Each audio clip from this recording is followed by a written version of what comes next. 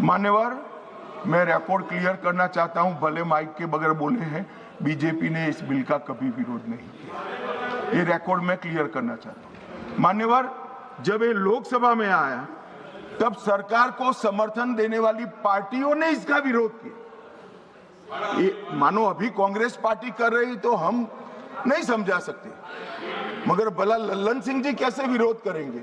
ये तो हमारे साथ है, ये तो बिल का समर्थन करेंगे। मान्यवर, कांग्रेस पार्टी के समर्थक पार्टियों ने मनमोहन सिंह सरकार का ये बिल का विरोध किया।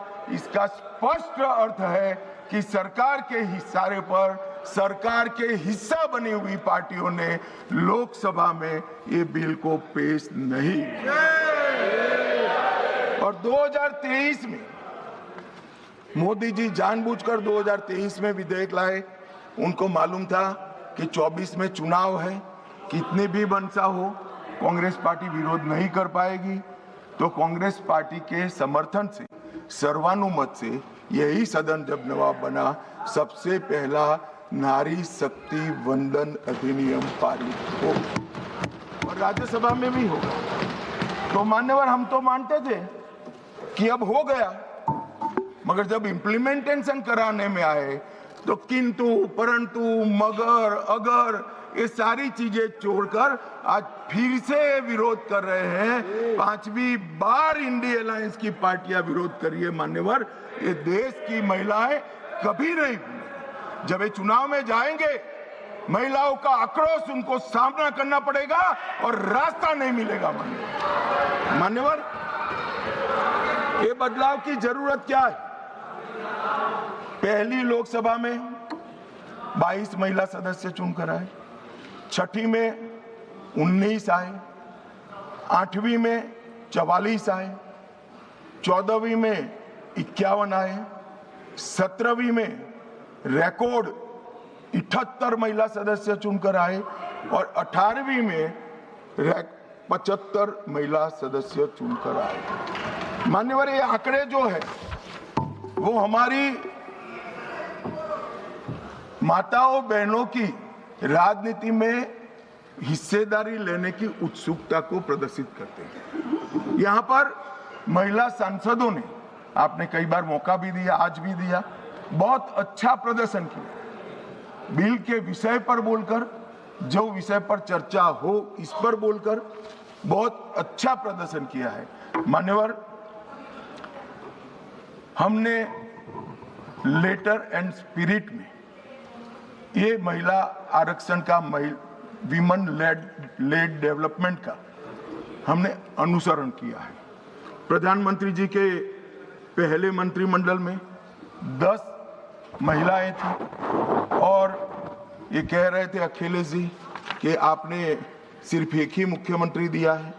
हमारे यहाँ सुषमा स्वराज जी दिल्ली की पहली मुख्यमंत्री बनी, उमा भारती जी मध्य प्रदेश की पहली मुख्यमंत्री बनी, वसुंधरा राजे जी राजस्थान की पहली मुख्यमंत्री बनी, आनंदीबेन पटेल गुजरात की पहली मुख्यमंत्री। मान्यवर, एक बात पर मैं ध्यान दिलाना चाहता हूँ, ये सब जगह भाजपा की महिला नेत्रियां पहली, हाँ अभी है, मगर ये तो पहली बार बनी। ये पहली बार बनी, इसका मतलब क्या है? 70 साल में कांग्रेस ने कभी उन राज्यों में महिला मुख्यमंत्री को जगह नहीं दी, इसलिए हमारा नंबर लगा। और आज भी रेखा गुप्ता जी पहली मुख्यमंत्री नहीं है, तीसरी मुख्यमंत्री के। अरे मैं बोल रहा हूं भाई, पहली मुख्यमंत्री नहीं है ऐसा बोल रहा हूं। अरे सुनो भाई, पहली मुख्यमंत्री नहीं है ऐसा बोल रहा हूं, तीसरी मुख्यमंत्री है।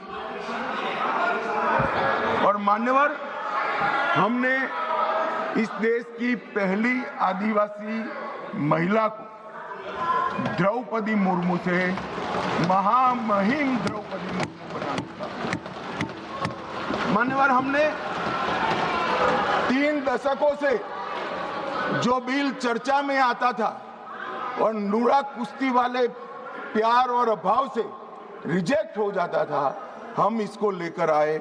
मगर मुझे दुख है कि पहले भी जिस बिल को जिन्होंने पारित नहीं करने दिया, वो ही आज इसका किंतु परंतु अगर मगर से विरोध करने के लिए खड़े हो गए। मान्यवर, आज 14 लाख महिलाएं अब तक जनप्रतिनिधि के रूप में देश में पंचायत में काम कर चुकी है।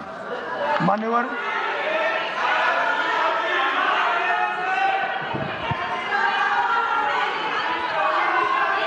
क्या बोल रहे हैं?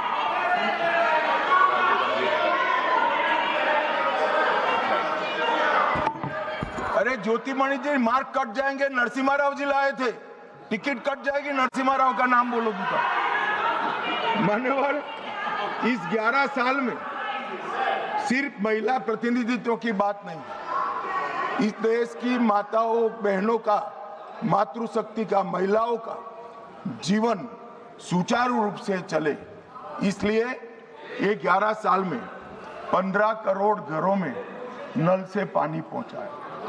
मान्यवर, नल से पानी पहुंचता है तो सबसे ज्यादा फायदा माताओं बहनों को।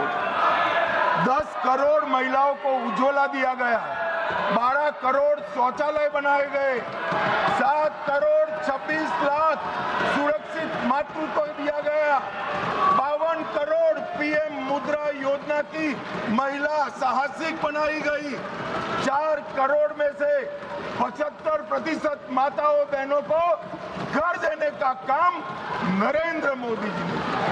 और मान्यवर, जेंडर बजटिंग में 97,000 करोड़ का बजट था, नरसिम्हा राव जी ने, निर्मला जी 5 लाख करोड़ का बजट इस देश की महिलाओं के लिए। मान्यवर, हमारे लिए ये कोई मायने नहीं रखता है कि महिलाओं को प्रस्थापित करने के लिए, उनका संबल बनाने, उनके प्रतिनिधित्व देने के लिए और विधायी संस्थाओं में उनकी हिस्सेदारी देने के लिए जिसका भी विरोध का सामना करना पड़े, हम करेंगे, लड़ेंगे और महिलाओं को आरक्षण देकर रहेंगे। मान्यवर, आज मुझे एक पत्रकार का फोन आया कि भाई कल की स्पष्टता के बाद विरोध का तो कोई कारण ही नहीं बनता है, क्यों विरोध करें? मैंने बोला भाई ये रॉन्ग नंबर है, आपको राहुल जी को पूछना चाहिए, मुझे क्यों पूछ रहे हो भाई? मगर उसने कहा आपको क्या लगता है? मैं कोई ऐसा नहीं है कि सब सिर्फ महिला आरक्षण विधेयक का विरोध हो रहा है। हमने 370 समाप्त की साहब, उन्होंने विरोध किया। राम मंदिर बनाया, विरोध किया। सीए लाए, विरोध किया। ट्रिपल तलाक समाप्त किया, विरोध किया। जीएसटी लाए, विरोध किया। आयुष्मान भारत बनाया, विरोध किया। नया संसद भवन बनाया, विरोध किया। मत्स्य पालन सहकारिता मंत्रालय बनाया, विरोध किया। सीडीएस बनाया, विरोध किया। 3 तलाक खत्म किया, विरोध किया। नक्सलवाद खत्म किया, विरोध किया। आतंकवाद को सत्ते में डाला, विरोध किया। सर्जिकल स्ट्राइक, विरोध किया। एयर स्ट्राइक, विरोध किया। ऑपरेशन सिंदूर, विरोध किया। मान्यवर, इन्होंने अच्छे बुरे सोचे बगैर नरेंद्र मोदी जी जो कर रहे हैं इसका विरोध करने का ठान लिया। मुझे तो था आज देश की माताओं बहनों के लिए, मान्यवर, मुझे था देश की माताओं बहनों के लिए आरक्षण आ रहा है, ये विरोध आज नहीं होगा, मगर आज भी विरोध कर रहे हैं। मान्यवर, मैं बिल के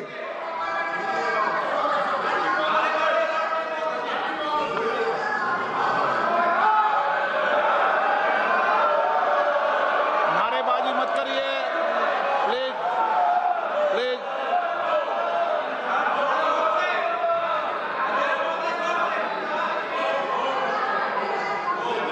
मतदारों को इशारे में कहा जाता है। मान्यवर,